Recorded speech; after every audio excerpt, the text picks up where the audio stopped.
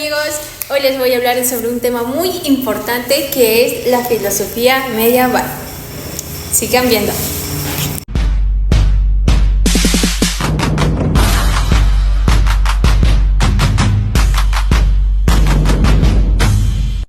Antes de comenzar, ¿te has preguntado qué es la filosofía medieval? ¿Quieres saberlo? Pues sigue viendo.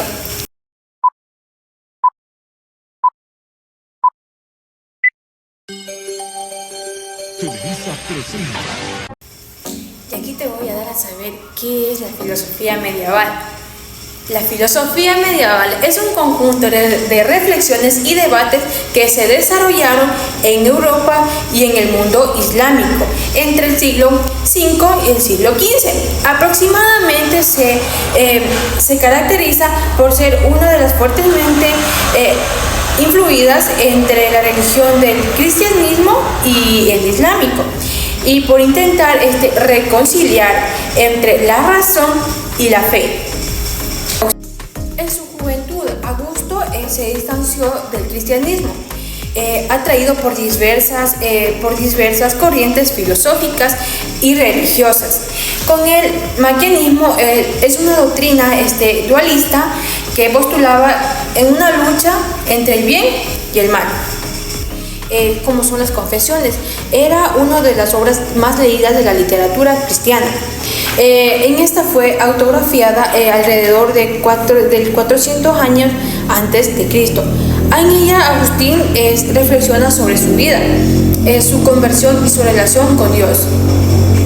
Pues te vamos a hablar acerca de nuestro siguiente filósofo, que es Boecio. Bueno, te preguntarás quién es Boecio. Boecio nació en una familia aristotélica romana. Había tenido también relevancia en la política del imperio. Su educación fue esmerada, ya que dominaba tanto el latín y griego como las influencias de la filosofía sobre Platón y Aristóteles. Pues Boecio tiene una de las obras más principales de él, es La Consolación de Filosofías. También te vamos a hablar sobre los aportes que tuvo Boecio. Boecio, de la transmisión griega, de la filosofía griega y romana, Boecio fue un traductor y comentador de las obras de Aristóteles y Platón, aunque muchos comentarios se perdieron. A pesar de su destacada carrera política, Boecio fue acusado de conspirar en contra del rey y fue encarcelado en Pavia. Durante su encarcelamiento, él escribió una de sus obras más famosas, que se llama La Consolación de la Filosofía. Pues nuestro siguiente filósofo es Anselmo de Canterbury. ¿Sabes quién es Anselmo de Canterbury? Pues la vida de Anselmo Canterbury nació en Aosta, que hoy en día es conocido como Italia, en una noble familia. A los 23 años, tras la muerte de su madre, en conflicto con su padre, dejó su hogar. Fue trasladado a Francia, donde se unió a la abadía y benedicta de Begnet, Normandía. En 1923 fue nombrado obispo de Canterbury, que fue cargo de su personalizado hasta su muerte. Su época como obispo estuvo marcado por tensiones monarcas e iglesias de Guillermo II y Enrique I, a cuestiones de poder entre la iglesia y en el Estado. Los aportes de Anselmo argumenta en el argumento ontológico para la existencia de Dios. En el proslagio, Anselmo sostiene que la mera idea que Dios implica su existencia. Él define Dios como aquel ser mayor, lo cual no puede pensar nada. Según Anselmo, incluye al ateo y se niega a la existencia de Dios. Nuestro siguiente filósofo es Pedro Abelardo. Pues la vida de Pedro Abelardo, Pedro Abelardo nació en Pillat, cerca de Nantes, al oeste de Francia, en una familia noble. A pesar de tener sus opciones de seguir con la carrera de militar, como su padre, Abelardo decidió enfocarse en sus estudios.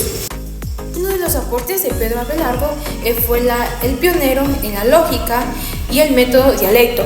Abelardo fue innovador en el uso del método dialecto, que consistía en enfrentar opiniones para descubrir la verdad. En el Sion et Not, el análisis racional de los contradictores, aparte de los textos sagrados también, en otras fuentes de autoridad. También te vamos a hablar sobre la filosofía islámica medieval. Pues te vamos a hablar sobre el filósofo Averroes. La vida de Averroes nació en una familia acomodada y respetada, conocida por su dialecto de la ley islámica. Su abuelo había sido juez supremo de Córdoba y Averroes siguió siendo su tradición. Estudió teología, derecho islámico y medicina también. Recibió una educación esmerada de diversas disciplinas, incluyó la jurisprudencia islámica y la lógica, la metafísica y las ciencias naturales. Pues te voy a hablar de una de sus obras principales, que fue La coherencia de la incoherencia. Esta fue una de las obras más importantes que fue escrita en su refutación del filósofo islámico Ghazali, titulado La incoherencia de los filósofos. También Averroes, por lo contrario, defendió la coherencia de la filosofía aristotélica y argumentó que la razón y la religión no son incompatibles, sino que debían complementarse. Pues también te vamos a hablar sobre la filosofía medieval judía. También te vamos a hablar acerca de nuestro filósofo Maimónides.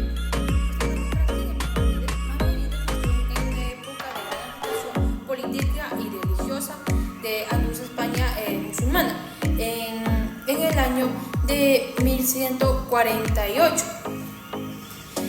Como tenía su familia fue obligada a huir de Córdoba debido a la persecución de almohadeses, una dinastía bereber que imponía la interpretación estricta del Islam.